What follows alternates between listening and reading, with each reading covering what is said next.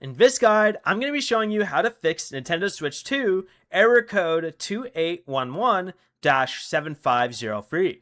This is Miguel from Just Boz, and before we get into this guide, make sure to like the video and subscribe to the channel with all notifications on for more content like this. It really does help out the channel and we'd greatly appreciate it. If you have any questions, just ask them down in the comment section below. I'm going to be doing my best to reply to every single comment down there.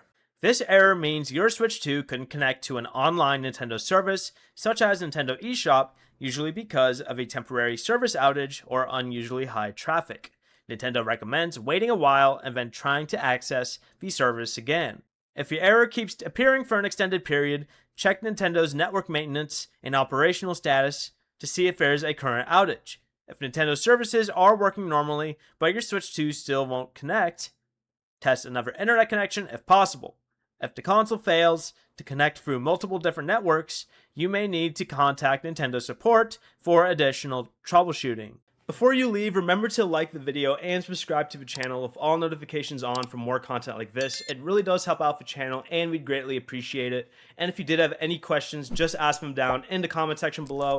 I'm going to be doing my best to reply to every single comment down there. Peace.